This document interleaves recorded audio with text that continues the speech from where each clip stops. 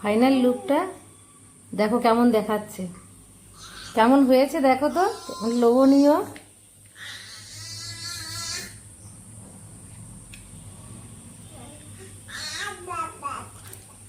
Hello বন্ধুরা, দেখো আজকে আমি আবার তোমাদের সামনে একটা রেসিপি নিয়ে চলে এলাম।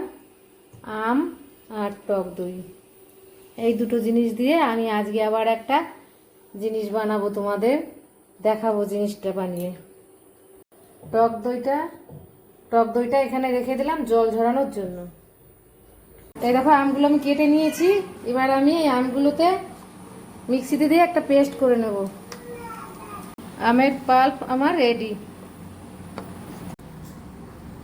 টক দইটার আমার জল ঝরানো হয়ে গেছে, দেখো কতটা জল হয়েছে। এবারে আমি এই গামলাটাই নিয়ে নেব।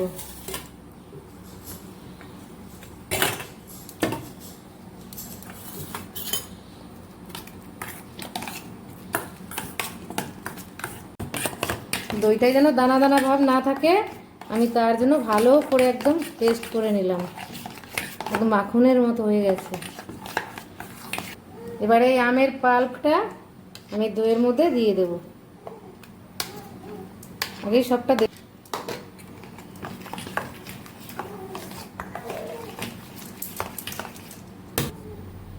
আর যেটুকু বাকি ছিল সেইটুকু আমি দিয়ে দিলাম।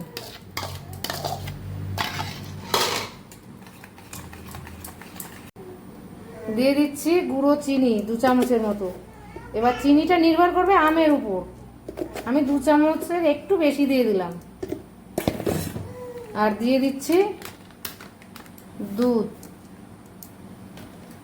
ওই 10 টাকা দামের 2 প্যাকেট দুধ দিয়ে দিলাম।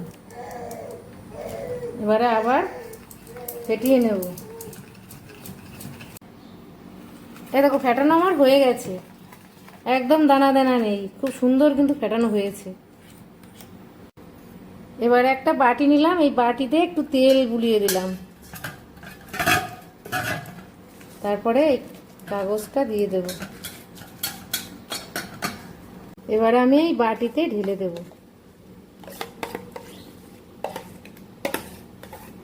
এই দেখো আমার হয়ে গেছে। এবার আমি গ্যাসে একটা কড়াই বসিয়ে দিয়েছি, তাতে দিয়েছি জল।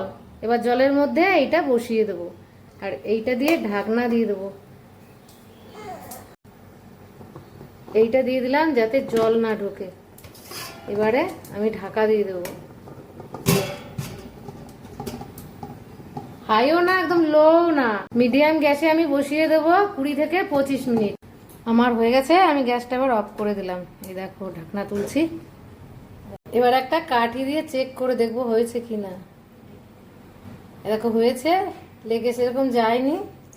এরপর আমি নামিয়ে ঠান্ডা করে আমি ফ্রিজে রেখে দেব, ঠান্ডা হবে তারপরে দেখাবো পুরোটা।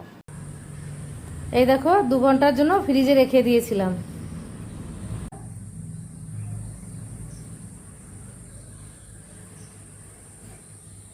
কত সুন্দর লাগছে দেখো। ফাইনাল লুকটা দেখো কেমন দেখাচ্ছে, কেমন হয়েছে দেখো তো, লোভনীয়।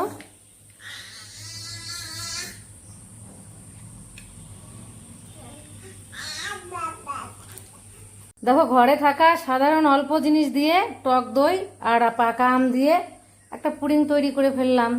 তোমরা একদিন এই আম থাকতে থাকতে করে খেয়ে দেখো কেমন লাগে। এই দেখো কত সুন্দর হয়েছে, দেখো দেখেছো। যদি আমার ভিডিওটি ভালো লাগে তাহলে একটা লাইক কমেন্ট শেয়ার করে দিও।